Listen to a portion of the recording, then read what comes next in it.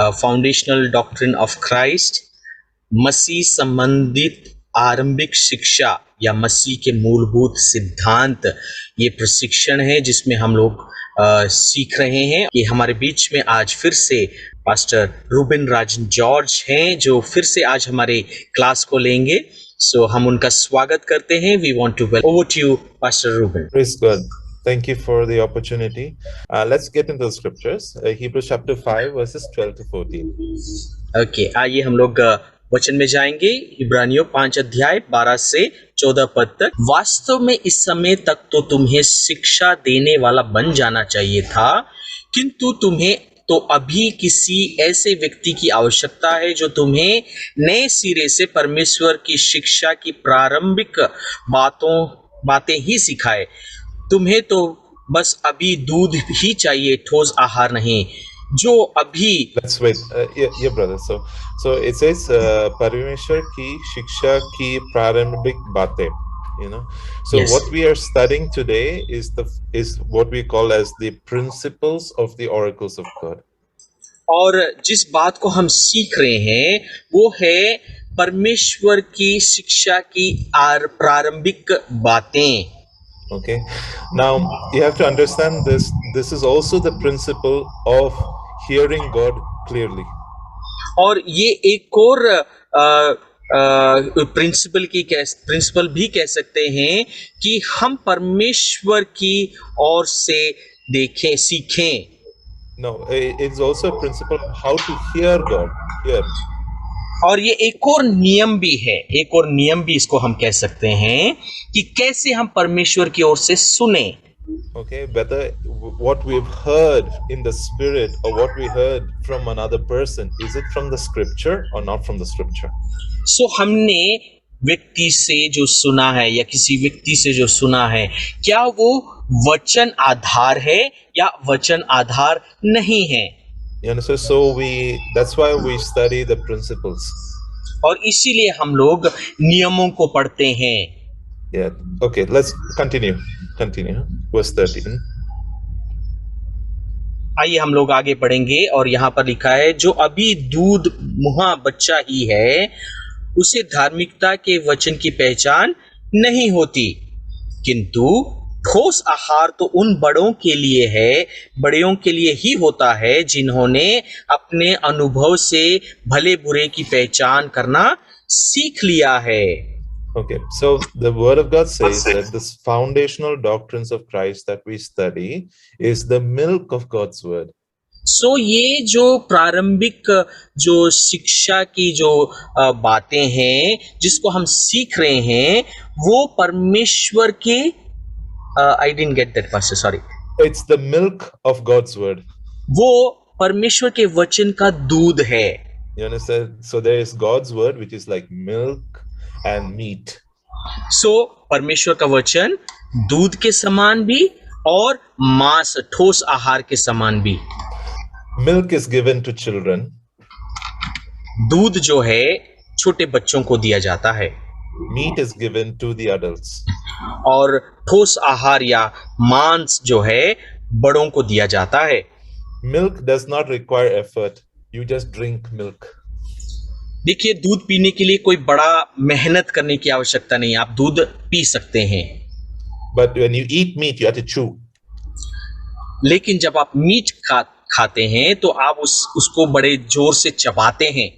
You have unless you put the effort, you will not be able to enjoy the benefit of the meat. जब तक कि आप प्रयास को ना लगाएं तो उस मांस खाने का आनंद नहीं ले सकते। Verse 14 says that your senses have exercised. 14वां वचन कहता है कि आपकी जो ज्ञान इंद्रियां हैं वो अनुभव से बढ़ती गई हैं। The word exercise there in the Greek, it means gymnasium. और यूनानी शब्द में जो एक्सरसाइज है वो है gymnasium. You understand? So the strong meat requires some bit of effort. So ठोस मांस के लिए कुछ कार्य की या व्यायाम की आवश्यकता है। You understand? But the milk of God's word does not require any effort. You just swallow it, you believe it, and it works for you.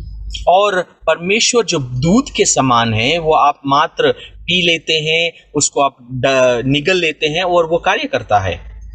You understand? That is why the foundational doctrines, chapter 6, verse 1. Let's go there, okay?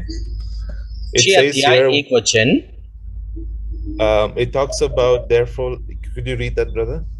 सो यहाँ पर लिखा है, अतः आओ मसीह संबंधी आरंभिक शिक्षा को छोड़कर हम परिपक्वता की ओर बढ़ें। हमें उन बातों की ओर नहीं बढ़ना चाहिए जिनसे हमने शुरुआत के, जैसे मृत्यु की ओर ले जाने वाली कर्मों के लिए मन फिराव, परमेश्वर में विश्वास, बपतिस्माओं की शिक्षा, हाथ रखना, मरने के बाद फिर से जी उठना, व अन्य वह न्याय जिससे हमारा भावी अनंत जीवन निश्चित होता है। Yeah. So these are things that you believe and you act on it. और ये बातें जो आप विश्वास करते हैं उसके ऊपर आप काम करते हैं। You drink it, and you live it. आप उसे पीते हैं और आप जीते हैं। But how is meat different from this? परंतु मांस जो है इनसे कैसे अलग है? Meat has always required sacrifice. मांस जो है, देखिए, मांस खाने के लिए हमेशा आपको बलिदान देने की आवश्यकता है। So the meat of God's word always is connected to sacrifice, personal sacrifice. जो परमेश्वर का वचन जो मांस को दिखाता है, वो आपके व्यक्तिगत बलिदान को भी उसमें उपयोग होता है। So the kind of teaching that comes under the meat of God's word, जिस परमेश्वर के वचन के आधार पर जो शिक्षा इसके विषय में प्राप्त होती है, it is love वो and है sacrifice. और वो है प्रेम और बलिदान। You understand? So that is why only mature believers can do things out of God's love and personal sacrifice. और जो परिपक्व मसीह हैं, वो ही उस हृदय के परिपक्वता के कारण प्रेम और बलिदान के द्वारा उस काम को कर सकते हैं। That's why we are becoming mature. और इसीलिए हम सब लोग परिपक्वता की ओर बढ़ रहे हैं। Understand? But we have to drink the foundational doctrines. परंतु हमें जो दूध रूपी प्रारंभिक शिक्षा है उसको पीना है, so that we will be able to start receiving meat. और उसको करते करते हम बढ़ते हुए मांस खाने के स्तर तक पहुंच सके। So that when we drink milk, we are established on faith. और जब हम दूध पीते हैं तो जो विश्वास है उसमें हम स्थिर होते जाते हैं। Established strength. और हम क्या होते हैं? हम स्थिर होते जाते हैं, बढ़ते हैं faith, विश्वास में। Okay, and then our conscience is clear from dead works. और हमारा जो मन है वो मरे हुए कामों से साफ होता है। Through baptism of Christ, we understand that we are one with Christ. और मसीह में बपतिस्मा के द्वारा हम क्या हो जाते हैं? मसीह में एक हो जाते हैं। And we are one with His power. और उसकी सामर्थ में एक हो जाते हैं। Because we are one with His power, we lay hands and they recover. और क्योंकि हम उसकी सामर्थ में एक हैं, तो जब हम हाथ रखकर दुआ करते हैं तो वो लोग चंगे हो जाते हैं। And then we learn about the resurrection of the dead. और फिर हम सीखते हैं मृत्यु में से लोगों का जी उठना। How we will be resurrected when Jesus comes in the air. और कैसे हम पुनरुत्थित होंगे जब परमेश्वर यीशु आएगा। And when we are resurrected with Him, we will stand before Him for judgment. और जब हम पुनरुत्थान पाकर उसके सिंहासन के सामने होंगे तो कैसे हमारा न्याय होगा। You understand? So all of this does not require any effort from our side. We just believe it and we start acting on it. और इन सब कामों को करने के लिए हमें किसी बड़े काम को करने की आवश्यकता नहीं है, परंतु केवल विश्वास करते हैं। So today let's study the doctrine of baptisms. So आइए हम लोग आज बपतिस्माओं का जो सिद्धांत है उसके विषय में सीखेंगे। Okay, but before we go there, let's look at one more scripture. I hope you've studied about spirit, soul, and body. और इससे पहले कि हम उसके विषय में जाएं, एक वचन को पढ़ेंगे और मैं सोचता हूं आपने ये शिक्षा जरूर प्राप्त की होगी, आत्मा, प्राण और देह। Okay.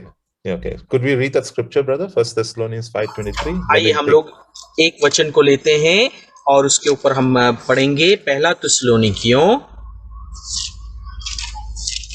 Okay. Pastor, Verse 23. that translation is little different. Is not. Yes, Yeah. yes. I'll do one thing. I'll leave it out for now. Okay. Yes. Okay. पहला थिस्सलुनीकियों उसका 5 अध्याय 1 पद, राइट? 5:1 Well, 23. 5:23 पहला थिस्सलुनीकियों 5:23 लिखा है यहाँ पर, शांति का परमेश्वर आप ही तुम्हें पूरी रीति से पवित्र करे और तुम्हारी आत्मा और प्राण और देह हमारे प्रभु यीशु मसीह के आने तक पूरे और निर्दोष सुरक्षित रहे। So the word holy there, I think it's sampurna. Something is there, right? Sampurna astitva or something like that. Pure. So yes. So every human being, pure is composed of three parts. और एक व्यक्ति या हर एक व्यक्ति 3 चीजों के अंदर पूर्ण रूप से, यहां पर लिखा है संपूर्ण अस्तित्व, या हिंदी में पूरे तौर पर वो 3 चीजों से सम्मिलित है। स्पिरिट, आत्मा, soul and body, प्राण और देह। The order is spirit first, soul and body. देखिए क्रम को याद रखें, पहले आत्मा, प्राण और फिर देह। You understand? We have to understand that I am a spirit, I have a soul, I live in the body. और देखिए यहाँ पर I am a spirit, I have a soul, I live in the body. देखिए मैं क्या कहूंगा, मैं एक आत्मा हूं, मेरे पास एक प्राण है, मैं अपने देह में रहता हूं। फिर से मैं इसको कह रहा हूं, मैं एक आत्मा हूं, मेरे पास प्राण है, मैं अपने देह में रहता हूं। Yeah, I hope that understands. We have to understand there are we are a 3-part being. देखिए हम तीन भागों के एक जीवित प्राणी हैं। So when we say we are born again, which part of us is born again? So जब हम कहते हैं कि मेरा पुनः जन्म हुआ है, तो कौन सा भाग इसमें से नया जन्म को प्राप्त करता है? So in the doctrine of baptism, we will understand which part of you is born again. और बपतिस्माओं के इस सिद्धांत में आपका कौन सा भाग नया जन्म प्राप्त किया, उसके विषय में हम सीखेंगे। Okay. Now let's study baptism. Okay. So आइए हम लोग बपतिस्माओं के विषय में सीखें। The Bible says in Hebrews 6:2 that it is doctrine of baptisms. देखिए आपकी बाइबल में भी खोलकर देखिए, इब्रानियों 6:2 यहाँ पर क्या लिखा है, और बपतिस्माओं। Okay, so there is not one baptism. So इसका अर्थ क्या है, एक बपतिस्मा नहीं है, 3 baptisms. तीन प्रकार के बपतिस्मा। And it is very important to understand the difference between the 3 baptisms. और इन तीनों बपतिस्माओं के बीच में का जो अलगाव है उसको भी हमें समझना है। We will look at it in the scripture. हम इनको वचन आधार सीखेंगे। Okay. Now before we go there, what is baptism? So इससे पहले कि हम वहां पर जाएं, तो ये जानेंगे कि बपतिस्मा क्या है। Okay. Now baptism has come from the Greek word called baptismos. You can see it here written. देखिए जो आपकी स्क्रीन पर ये बपतिस्मोस आया है, ये यूनानी शब्द मूल भाषा से आता है। Okay, and baptism is a industrial process. और बपतिस्मा जो है वो एक क्रम तरीके से कार्यशील होने वाली घटना है। Okay, so you have to understand, Paul, when he is teaching to the people, he's trying to teach them with something that they've already that they know or that they are experiencing in day-to-day life. और जब पौलुस जिन बातों को उनको सिखाता है, तो पौलुस उन लोगों को जो बातें उनको पता है, उन्हीं के विषय में उनको सिखाते हुए आगे बढ़ाता है। Okay, so baptism comes from the process of dyeing. This is about you take clothes and you dye it. Ujala mein, डालते हैं, हाँ। yeah, dalte, that example. Okay, देखिए उदाहरण के रूप में आप जैसे कपड़े धोने के लिए सर्फ लेते हैं और सर्फ में क्या करते हैं, कपड़े को भिगोते हैं, डुबाकर भिगो के निकालते हैं। Yeah, but instead of using surf or ujala, now you're using dye. Okay, dyeing Dye. Colour, That color. Okay.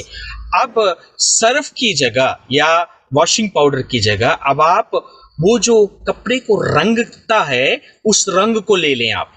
Okay, so the whole process of dyeing is you take the white cloth and you dip it in this blue dye, and when the cloth comes out, it becomes a blue cloth.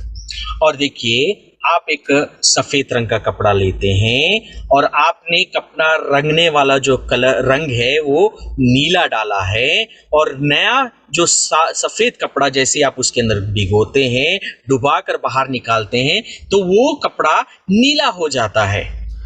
The white cloth has lost its identity. तो सफेद जो कपड़ा था उसने नीले रंग में आकर अपने सफेद रंग की पहचान खो दी। Yeah, so now it is identified as a blue cloth. अब उसकी पहचान नीले कपड़े से होती है। So the old cloth does not exist anymore. अब वो पुराना कपड़ा मौजूद नहीं, यानी पुराना कपड़ा अब दिखाई नहीं देता। You cannot separate the blue color from the white cloth. अब नीले रंग से सफेद रंग को अलग नहीं कर सकते। Now you call it a blue cloth. अब आप उससे नीले रंग का कपड़ा ही पुकारते हैं। This is called baptism. ये बपतिस्मा है। And this is the real meaning of baptism. और यही बपतिस्मा का सही अर्थ है। And this is what Jesus and this is what Paul used to describe our baptism with Jesus. और यही चीज प्रभु यीशु मसीह ने, प्रेरित पौलुस ने जब बपतिस्मा के विषय में कहा तो उसका यीशु के साथ में कैसा संबंध है दर्शाया। You understand? So that we lose our old identity, now we are identified with Christ. और क्या होता है, हम अपनी पुरानी दुष्टता की पहचान को छोड़कर मसीह में एक नई पहचान को प्राप्त करते हैं। So we are no longer white cloth dipped in blue dye, but we are blue cloth.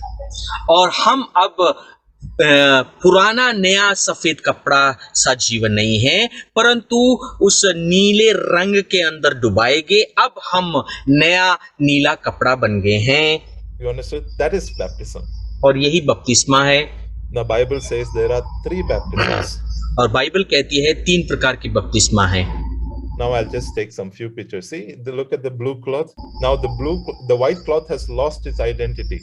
देखिए नीला कपड़ा, देखिए यहाँ पर तस्वीर में सफेद रंग का कपड़ा अब नीला में आ गया है, उसने सफेद रंग का जो पहचान है खो दिया है। How much? See, my shirt is green. How much ever I wash with Surf Excel, this green will not come out. और देखिए उनका जो रंग का शर्ट है वो है हरा रंग, मेरा काला रंग है, जितना भी मैं सर्फ में अब धोऊंगा वो रंग नहीं बदलेगा।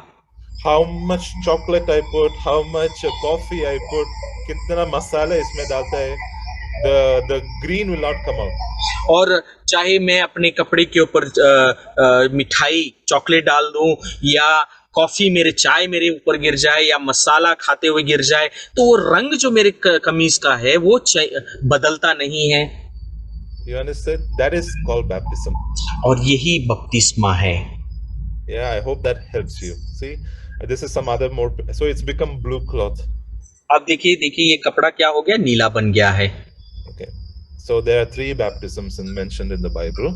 3 प्रकार की बपतिस्मा है जिसका वचन में उल्लेख किया गया है। Okay, baptism number 1 is baptism into the body of Christ. देखिए पहला प्रकार का है वो है मसीह के शरीर में बपतिस्मा।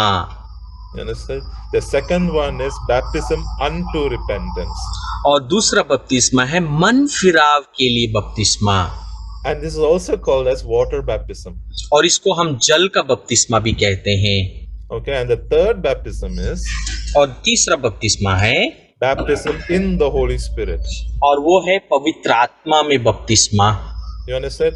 Now, in the whole process of baptism, there is one person who takes the cloth and dips it, right? इन सभी चीजों के अंदर, यानी उस कपड़े का रंग जो बदलता है, उस कपड़े का रंग बदलने में एक व्यक्ति जो है वो कार्यशील है, And that person takes the cloth and dips it into a liquid. और ये व्यक्ति उस कपड़े को लेता है और उस नीले रंग में उसको डुबाता है। Okay. Now, in each of these baptisms, अब इन सभी 3 प्रकार के बपतिस्मा में there is one person who takes you and dips you. एक व्यक्ति है जो आपको लेता है और आपको डुबाता है।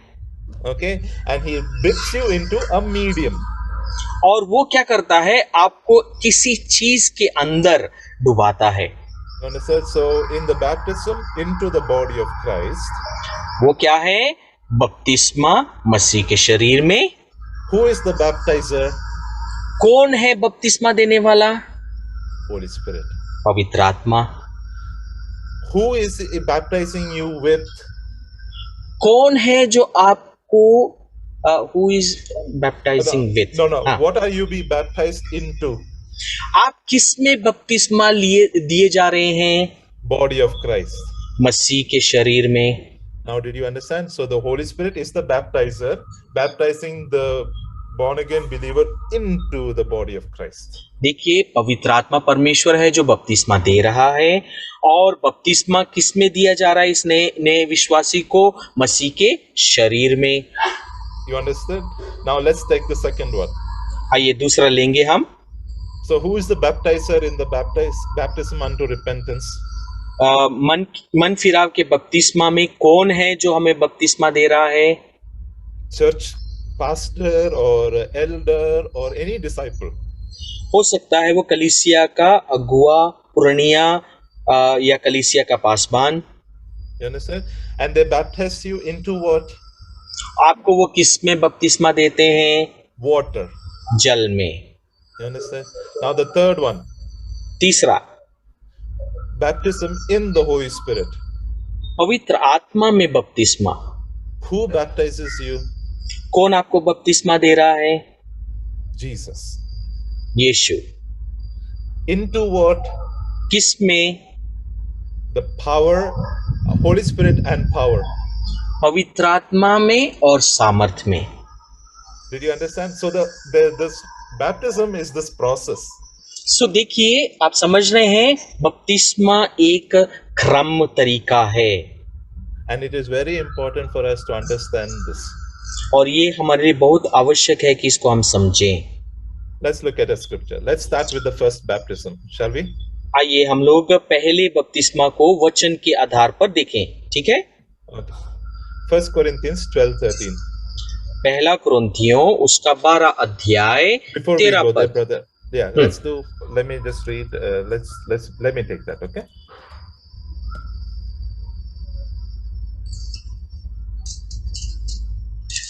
Okay, verses 12 and 13. Let's read 12 and 13.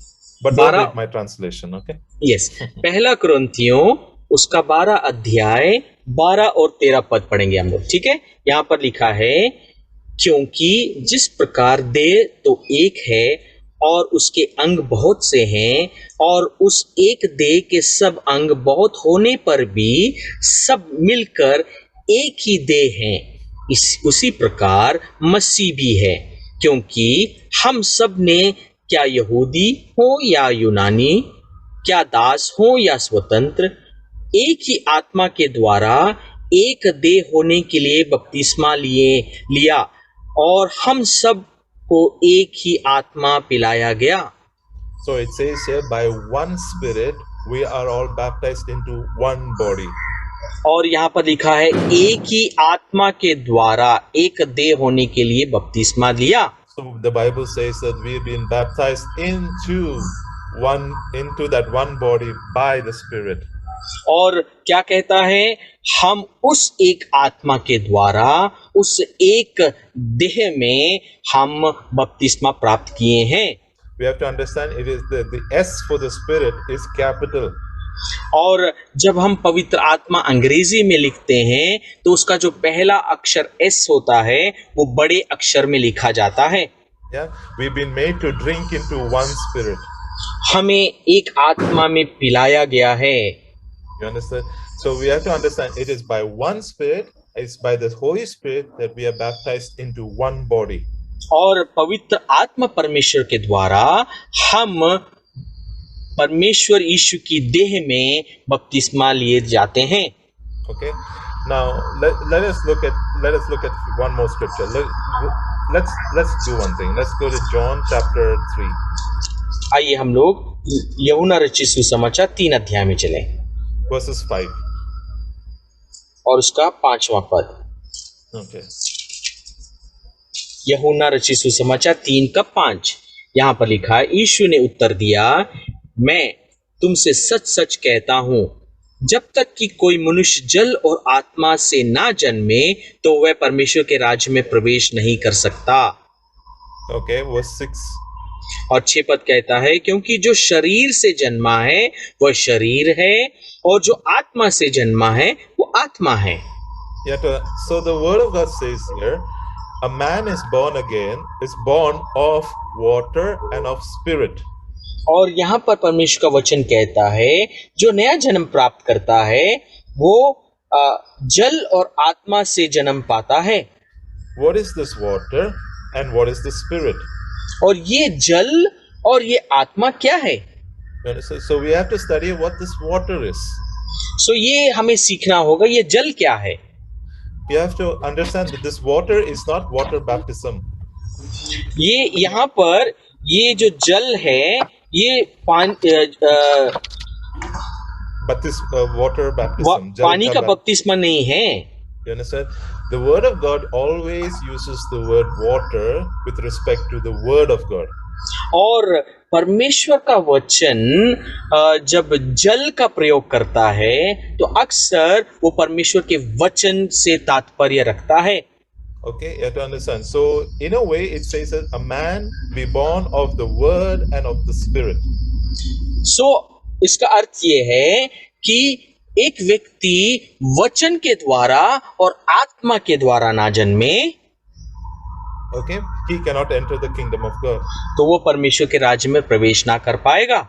Now you might be so you might ask me, show me the way, the word, show me in scripture where water is the word. So आप मुझसे कहेंगे, पास साहब मुझे दिखाएं जल को परमेश्वर के वचन से कहां पर तुलना किया गया है। Okay, let's look at that. Let's look at John chapter 15 verses 3. यूहन्ना रचित सुसमाचार 15 का 3। So over here, let's read that. Yeah. हाँ, यहाँ पर लिखा है, तुम तो उस वचन के कारण जो मैंने तुमसे कहा है शुद्ध हो। शुद्ध हो. So you are clean through the word which I have spoken unto you. और आप शुद्ध हो उस वचन को जिसको मैंने तुम्हें कहा है। Okay, let's hold there. Let's go to Ephesians chapter 5. इसको आप पकड़ के रखें और इफिसियों की पत्री उसका 5 अध्याय में पहुंचे। Okay, let me just go there. Verses 25 and 26. और उसका 25 और 26। इफिसियों 5, 25 और 26। Okay. हे पतियों, Yeah. हे पतियों, अपनी अपनी पत्नी से प्रेम रखो, जैसा मसीह ने भी कलीसिया से प्रेम करके अपने आप को उसके लिए दे दिया, कि उसको वचन के द्वारा जल के स्नान से शुद्ध करके पवित्र बनाए। Yeah, 27. और उसे एक ऐसी तेजस्वी कलीसिया बनाकर अपने पास खड़ी करे जिसमें ना कलंक, ना झुर्री, ना कोई और ऐसी वस्तु हो, वरन पवित्र और निर्दोष हो। You understand? So in verse 26 it says that you would We saw in John chapter 15 verses 3 that you are cleansed by the word, and you will see here that you are saying that you are sanctified and cleansed by the washing of water by the word. और यहाँ 15:3 में, यूहन्ना 15:3 में हमने देखा कि वचन के द्वारा हम क्या हो जाते हैं, शुद्ध हो जाते हैं। और इफिसियों 5:26 में हम देखते हैं जल के स्नान से शुद्ध करके पवित्र बनाए, कि उसके वचन के द्वारा जल के स्नान से शुद्ध करके पवित्र बनाए। So, and if you look at other scriptures, it says that the washing of the water is the word. और अन्य जगहों पर जब हम इसको पढ़ते हैं तो जल के शुद्ध करने के द्वारा वो परमेश्वर का वचन ही है। You are cleansed by the word. आप वचन के द्वारा शुद्ध किए जाते हैं। Let's look at one scripture. Okay, 1 Peter chapter 1. एक और पद को हम देखेंगे, पहला पत्रस उसका पहला अध्याय, Okay, verses 22 and 23. पहला पत्रस उसका पहला अध्याय, Yeah. उसका 23 और 24 पद। Yes. और यहाँ पर लिखा है 22 and 23। Yes. ओके, 22 और 23 पद। अतः जबकि तुमने भाईचारे के निष्कपट प्रतीति के नियमित सत्य के मानने से अपने मनों को पवित्र किया, तो तन मन लगाकर एक दूसरे से अधिक प्रेम रखो, क्योंकि तुमने नाशवान नहीं पर अविनाशी बीज से परमेश्वर के जीविते और सदा ठहरे रहने वाले वचन के द्वारा नया जन्म पाया है। So, if you go back to John chapter 3, it says that unless you are born of the water and of the Spirit. सो अगर आप यूहन्ना 3 अध्याय और 5 में जाएं तो वहां पर लिखा है, अन्यथा तुम जल और आत्मा से ना जन्मो। You understand? So in this case, after this couple of scriptures we read, we understood that the water is the word, and we have been born again by the word of God. और कुछ वचन को पढ़ने के द्वारा हमें ये ज्ञान प्राप्त हुआ कि ये जल परमेश्वर का वचन है। और अब जब हम इसको पढ़ते हैं तो यहाँ पर लिखा है, हम नया जन्म वचन के द्वारा प्राप्त किए हैं। You understand? So when we go back to John chapter 3 verses 5, सो जब हम यूहन्ना 5 अध्याय उसके 5 पद में पहुंचते हैं, John chapter 3 verse 5, it says, but you except a man be born of the word and of the spirit, or water and of the spirit. और यूहन्ना 3:5 में लिखा है, मैं तुमसे सच सच कहता हूं, जब तक कि कोई मनुष्य जल और आत्मा से ना जन्मे। Understand? So why does it say of the spirit? तो क्यों यहाँ पर लिखा है आत्मा से? Yeah, because verse 6 says that one who is born of the flesh is flesh, one who is born of the spirit is spirit. क्योंकि 6 वचन कहता है, क्योंकि जो शरीर से जन्मा है वह शरीर है, और जो आत्मा से जन्मा है वो आत्मा है। So who are you born of? तो आप किससे जन्म प्राप्त किए हैं? Spirit. आत्मा से। So you are born of the Spirit of God. सो आप परमेश्वर की आत्मा के द्वारा जन्म प्राप्त किए हैं। So when you're born again, सो आप जब नया जन्म प्राप्त करते हैं, it's a spiritual thing. सो वो एक आत्मिक प्रक्रिया है। You understand? It is in your spirit. वो आपकी आत्मा में है। Okay? And who is the spirit? और वो आत्मा कौन है? You are the Atma. मैं एक आत्मा हूँ। Okay? Now, for example, everyone has a glove. हाँ, एक उदाहरण के रूप में सबके पास में एक हाथ में डालने वाला वो ग्लव कहते हैं ना, वो है। Okay? The glove without the hand has no shape. देखिए, वो जो ग्लव होता है ना, वो जो हम डालते हैं, बिना हाथ के उसका कोई रूप नहीं है। Yeah, but if the hand comes into the glove, it takes the shape of the hand. परंतु जब हाथ उस ग्लव में आ जाता है तो वो एक आकार को ले लेता है। You understand? So when we go to James chapter 2 and the last verse, और और जब हम याकूब 2 अध्याय उसका आखिरी वचन में जब जाते हैं, the Bible says the body, which is the glove, without the spirit is dead. और देखिए यहाँ पर लिखा है अतः जैसे देह, ठीक है, जैसे देह यानी वो एक उस ग्लव के समान, वो जो हम हाथ में पहनते हैं, जैसे देह आत्मा बिना मरी हुई है, Yeah, so the body without the spirit is dead. सो ये शरीर जो है आत्मा के बिना मरा हुआ है। So when you as a spirit being is not in this body, the body dies. सो आप जो आत्मा के बिना है, बिना रहेंगे तो ये शरीर क्या होगा, मर जाएगा। No, Yeah. you who is a spirit, if you leave this body, your body dies. Your body drops dead. आप एक आत्मा है और आपका आत्मा जब इस शरीर को छोड़कर चला जाता है तो आपका शरीर क्या हो जाता है, मर जाता है। That is the correct meaning.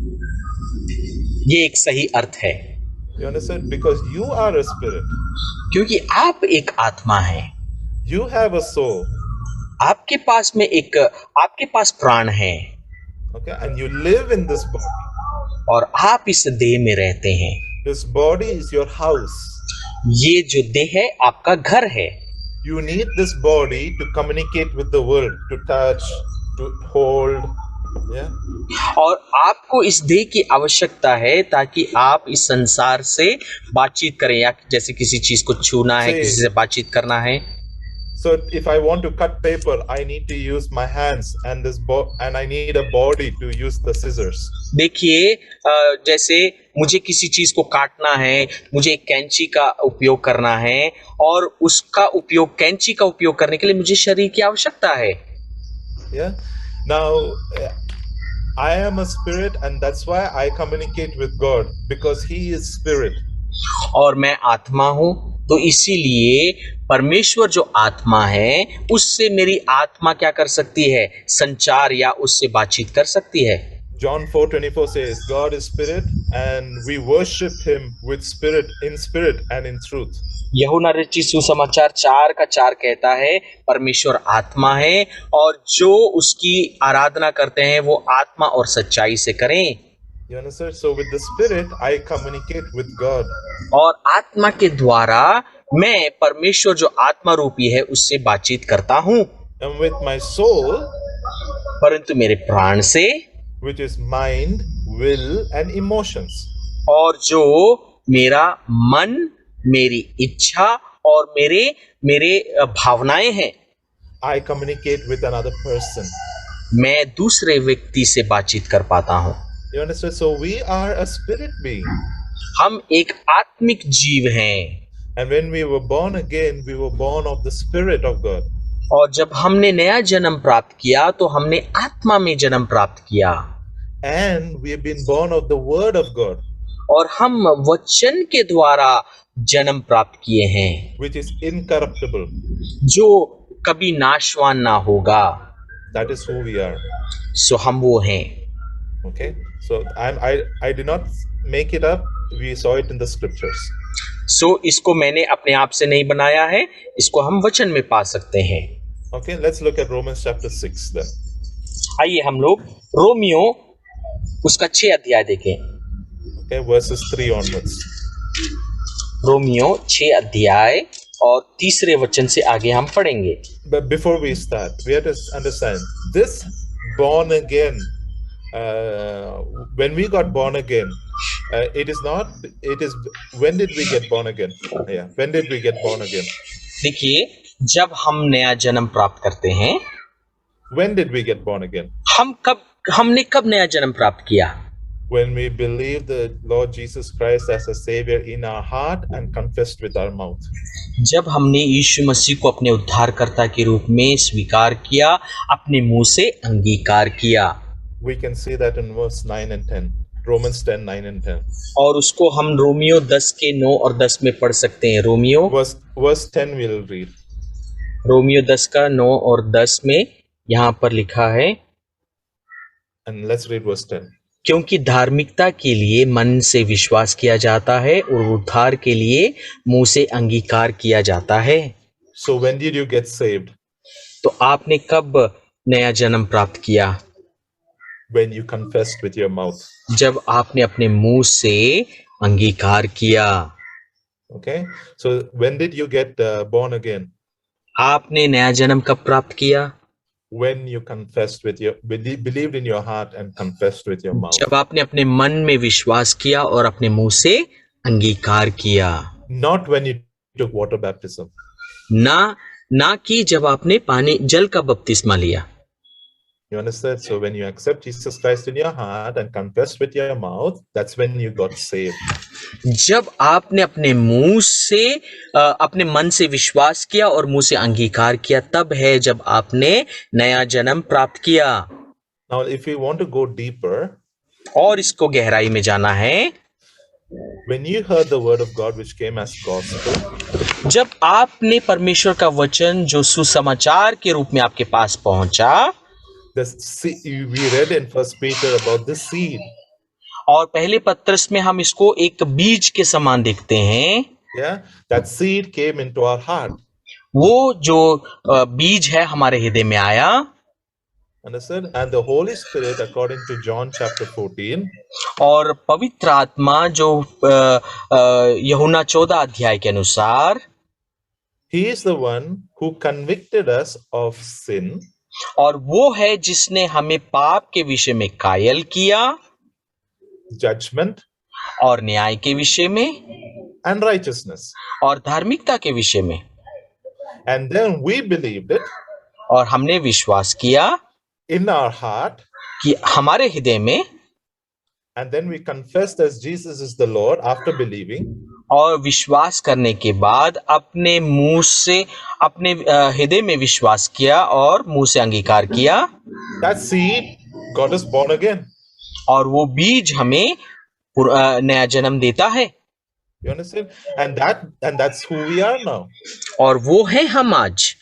You understand? So the word, we are born again of that word. और हम उस वचन के द्वारा नया जन्म प्राप्त किए हैं। Yeah. So we have been born again of the word.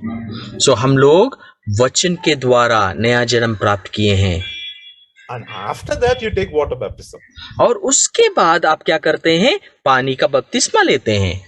You understand? Now we will come to that topic next class, but we'll stick with the baptism into the body of Christ. सो हम उस बिंदु के ऊपर अगले सत्र में आएंगे, परंतु अभी हम मसीह के शरीर में बपतिस्मा लेने के विषय में बातचीत करेंगे। So the Holy Spirit, I told you, was the one that convicts you of sin, righteousness and judgment. मैंने कहा आपको पवित्र आत्मा परमेश्वर है जो आपको पाप, न्याय और धार्मिकता के विषय में कायल करता है। And he is the one who took your newborn, who took your born again spirit and baptized into the body of Christ. और उसी ने आपको लिया और नए जन्म के लिए आपको पानी के बपतिस्मा यानी बपतिस्मा में लेकर गया। Baptism into the body of Christ, not पानी. और आपको वो मसीह के शरीर में बपतिस्मा लेकर गया। Okay, it was the Holy Spirit. और वो कौन है? पवित्र आत्मा परमेश्वर। So for your salvation, who is the one who worked? सो आपके उद्धार के लिए किसने काम किया था? Holy Spirit. पवित्र आत्मा ने। Holy Spirit is the main person in the baptism into the body of Christ. पवित्र आत्मा परमेश्वर ही वो खास व्यक्ति है जो आपको मसीह के शरीर में बपतिस्मा लेने के लिए तैयार करता है। Let's look at Romans chapter 6 onwards. आइए हम लोग रोमियो 6 अध्याय के आगे हम देखें। I hope everyone is understanding this. मैं विश्वास करता हूं हम सब लोग समझ रहे हैं। Okay, Romeo let's read. Yeah. 3 Yeah. Romeo 6:3 क्या तुम नहीं जानते कि हम सब जिन्होंने मसीह यीशु का बपतिस्मा लिया उसकी मृत्यु का बपतिस्मा लिया। Okay, so when I told you about baptizing into the body of Christ, जब मैंने कहा आपको कि मसीह के शरीर में बपतिस्मा, so just as Jesus Christ, so we are one with his body. हम उसके शरीर में एक हैं। We are identified in his one body. हम उसके शरीर में एक पहचान पाते हैं। Yeah, we do not literally go down, we do not die. हम वास्तविक तौर पर हम शारीरिक रूप में मर नहीं जाते हैं। The old man, the old spirit, जो हमारा पुराना मनुष्य, पुराना आत्मा, he died with Christ. वो यीशु के साथ में मारा जाता है। Verse 4. चौथा पद कहता है, अतः उस मृत्यु का बपतिस्मा पाने से हम उसके साथ गाड़े गए, ताकि जैसे मसीह पिता की महिमा के द्वारा मरे हुए में से जिलाया गया, वैसे ही हम भी नए जीवन की सी चाल चलें। So we have been baptized into his death. सो हम उसकी मृत्यु में बपतिस्मा लिए हैं। We have been buried with him, like हम yeah, उसके साथ में गाड़े गए हैं, and we have also risen up with him. और अब हम उसके साथ में भी जिलाए गए हैं। You understand? Now we have to understand, where did all of this happen? सो हमें ये बात भी समझना है, ये सब चीज कहाँ घटित हो रहा है। It is in our spirit. वो हमारी आत्मा में है। When we accepted the gospel, जब हमने सुसमाचार पर विश्वास किया, we believed that Jesus died for me. हमने विश्वास किया कि यीशु मसीह हमारे लिए मारे गए, He got buried for me. वो मेरे लिए गाड़ा गया, He went to hell for me, वो मेरे लिए नरक लोक तक गया, and he rose again for me. और वो मेरे लिए पुनरुत्थान या नए जीवन में आ गया। So the old man died, पुराना मनुष्य तो मर गया, he's buried, वो गाड़ा गया है, and the new man, the born again person, सो एक नया जन्मा हुआ व्यक्ति is now risen with Christ. वो मसीह के साथ में जी उठा है। So did you understand this now? ये आप समझ रहे हैं अब? Yeah. Now let's verse 6. आइए हम लोग 6 पद को पढ़ें। हम जानते हैं कि हमारा पुराना मनुष्य उसके साथ क्रूस पर चढ़ाया गया, Yeah. ताकि See the old man. Who is the old man? सो ये पुराना मनुष्य कौन है? Okay, we said born again. सो हमने क्या कहा? नया जन्म। Okay. Then there is also Purana Janam. तो इसका मतलब पुराना जन्म भी है। Yeah. That means every person who is born into this world is a spirit being, right? सो हर एक व्यक्ति जो इस संसार में जन्म लेता है वो क्या है? एक आत्मिक व्यक्ति भी है, यानी एक आत्मिक जीव भी है। Because all men sinned, because we know that scripture in Romans chapter 3, right? 23. और हम इस वचन को भी जानते हैं जो रोमियो 3:23 में लिखा है, For all have sinned कि सबने पाप किया and come short of the glory of God. और परमेश्वर की महिमा से रहित हैं। And whose sin was it? तो ये किसका पाप था? Adam's sin. वो आदम के द्वारा पाप किया गया। So all of us have become sin. सो हम सब क्या बन गए? हम सब पापी हो गए। So we have all been dead to Christ. सो हम सब लोग यीशु मसीह के कारण यीशु मसीह में मारे गए। Yeah, so these are all old men. सो ये पुराना मनुष्य हैं सब। Yeah. Now we identify with Christ, and let's go back to that scripture, okay, brother? Let's verse 6. और 6वें पद में आएंगे, रोमियो 6:6। हम जानते हैं कि हमारा पुराना मनुष्य उसके साथ क्रूस पर चढ़ाया गया, ताकि पाप का शरीर व्यर्थ हो जाए और हम आगे को पाप के दासत्व में ना रहें। See, the old spirit देखिए, पुराना आत्मा is that body of sin. वो है वो पापमय शरीर। You understand? The old man is now destroyed. वो पुराना मनुष्य तो अब क्या है? वो खत्म कर दिया गया है। But there is a new man. लेकिन एक नया मनुष्य है, The born again person. एक नया जन्मा हुआ व्यक्ति। His is verse 7. और अब हम 7 पद को पढ़ते हैं तो लिखा है, क्योंकि जो मारा गया वह पाप से छूटकर धर्मी ठहरा। And verse 8, इसलिए यदि हम मसीह के साथ मर गए तो हमारा विश्वास ये है कि उसके साथ जिएंगे भी, verse 9, क्योंकि ये जानते हैं कि मसीह मरे हुओं में से जी उठकर फिर मरने का नहीं, उस पर फिर मृत्यु की प्रभुता नहीं होने की। and verse 10, क्योंकि वह जो मर गया तो पाप के लिए एक ही बार मर गया, परंतु जो जीवित है तो परमेश्वर के लिए जीवित है। so the born again person is dead unto sin. सो एक नया जन्मा हुआ व्यक्ति पाप के लिए मर गया है। Okay, he is a new creature, वो एक नई सृष्टि बन जाता है and he is born of incorruptible seed. और वो उस नाश ना होने वाले बीज से जन्म प्राप्त किया है And he is born of the Spirit of God. और वो परमेश्वर के आत्मा के द्वारा जन्म पाता है। You understand? So the what happens when you're born again is you now baptized into Christ's death, you're baptized into Christ's burial, and now you're baptized into his resurrection.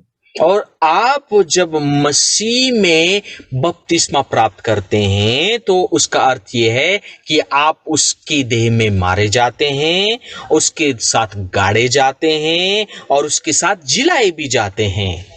You understand? And now that that you are baptized into his resurrection, सो अब आप उसके पुनरुत्थान में आप बपतिस्मा लेते हुए जी उठ जाते हैं। yeah, you are no longer dead. आप अब मरे हुए नहीं हैं, You are alive unto God, आप मसीह में जीवित हैं। and you are now baptized into his own body. आप उसके शरीर में बपतिस्मा प्राप्त करते हैं। You have now become the church. अब आप एक कलीसिया बन जाते हैं। Now you are now the body of Christ. अब आप परमेश्वर की देह हैं। Understand? I hope you understood this. With this, I'll stop today's class. We'll go back to 1 Corinthians. और मैं सोचता हूं आप इस बात को समझे हैं। आइए हम लोग पहला कुरिन्थियों की ओर जाएं। Okay, let's read verses 12. 1 Corinthians chapter 12। Yes. Verses 12. पहला कुरिन्थियों 12 अध्याय 12 पद। आइए हम पढ़ेंगे। क्योंकि जिस प्रकार देह तो एक है और उसके अंग बहुत से हैं, और उस एक देह के सब अंग बहुत होने पर भी सब मिलकर एक ही देह हैं, उसी प्रकार मसीह भी है। Okay, verse 13. और क्योंकि हम सब ने, क्या यहूदी हो क्या यूनानी, क्या दास हो या क्या स्वतंत्र, एक ही आत्मा के द्वारा एक देह होने के लिए बपतिस्मा लिया, और हम सबको एक ही आत्मा पिलाया गया। And verse 18, if it's possible, brother. और 18 पद पढ़ते हैं और लिखा है, परंतु सचमुच परमेश्वर ने अंगों को अपनी इच्छा के अनुसार एक एक करके देह में रखा है। And verse 27, let's close with that. और 27वां पद कहता है, इसी प्रकार तुम सब मिलकर मसीह की देह हो। Okay, I think there is the Hindi translation of mine is a little better. इस प्रकार तुम सभी लोग मसीह का शरीर हो और अलग अलग रूप में उसके अंग हो। आमीन। Yeah. Ji. So you understand? So what we are trying to say is, yes, we are different members. कहने का अर्थ क्या है? हाँ, हम सब लोग अलग अलग अंग या अलग अलग व्यक्ति हैं। Yeah, we are still different members in the body of Christ. हम मसीह की देह में अलग अलग भाग हैं। And we are the body of Christ. और हम मसीह की देह हैं। Okay, so when we are born again, we are baptized into the body of Christ. सो जब हम नया जन्म प्राप्त करते हैं तो मसीह के शरीर में बपतिस्मा लेते हैं। Who is the head? कौन है सिर? Christ. Masih. So Christ and you are one body. मसीह और हम एक शरीर हैं। You understand? I hope that you understood this truth. और मैं सोचता हूं आपने इस सच्चाई को समझा है। And I said, no other God or no other God has actually elevated us to be one with Him. और ऐसा कोई परमेश्वर नहीं है जैसा हमारा परमेश्वर, जिसने हमें अपने साथ में इतने ऊंचे पर उठाया है, And it's given us joint seating with Him. जिसने हमें अपने साथ बैठने का अधिकार दिया है। You understand? If you look at any other God out there, अगर आप और कोई संसार के परमेश्वर को देखें, you will never see everyone would ask you to do A, B, C, D, E, and then you can meet me. और वो आपसे मिलने के लिए आपको कहेंगे आप ये क ख ग ये सारी चीजों को करें, तभी आप मुझसे मिल पाएंगे। You understand? But here, while we were yet in our sin, लेकिन यहाँ पर इससे पहले कि हम पाप में ही थे, He died, वो हमारे लिए मारा गया, buried, वो हमारे लिए गाड़ा गया, He went to hell for me, और हमारे लिए वो नरक तक गया, and He rose again, और वो तीसरे दिन जी उठा, and now He's pulled me and put me in Him, और उसने मुझे उसमें, and He put me in Christ, और उसने मुझे मसीह में, रख दिया. उसने मुझे मसीह में एक जगह रख दिया। You understand? No other God does this. कोई ऐसा परमेश्वर ऐसा कार्य नहीं करता। This is only our Father. केवल हमारा पिता। And that's what we read last week, right? If he can, Romans chapter 8 verse 32. We read that, right? और हमने इस चीज को वहां पर पढ़ा, रोमियो 8 अध्याय 32 पद में। If he spared not his own son, but delivered him for us all. कि उसने अपने निज पुत्र को ना रख छोड़ा, परंतु उसने हम सब के लिए उसे दे दिया। How shall he not freely give us all things? और वह उसके साथ हमें सब कुछ क्यों ना देगा। So when we are born again, we are born again we have been born again baptized into Christ. और जब हम नया जन्म प्राप्त करते हैं तो हम यीशु में बपतिस्मा हो गया है, हम बपतिस्मा ले लेते हैं। You understand? And then that's why we are blessed. इसलिए हम बहुत आशीषवान लोग हैं। We are provided for, we are healed. और हमें सब कुछ दिया जाता है और हमें चंगाई भी प्राप्त होती है। Because we are in Christ. क्योंकि हम मसीह में हैं। And all promises are yes and amen in Christ. और सारी प्रतिज्ञा यीशु मसीह में हाँ और आमीन हैं। Okay, I hope you got that last part as well. और मैं सोचता हूँ इस आखिरी भाग को आप जान पा रहे हैं। Next class, we'll study about water baptism. और अगली क्लास में हम लोग जल का जो बपतिस्मा है उसके विषय में सीखेंगे। Okay, and then after that we would study baptism with the Holy Spirit. और उसके बाद में हम पवित्र आत्मा का बपतिस्मा के बारे में सीखेंगे। I hope you received something today. और मैं विश्वास करता हूँ आपने बहुत कुछ आज प्राप्त किया है। Thank you. बहुत बहुत धन्यवाद।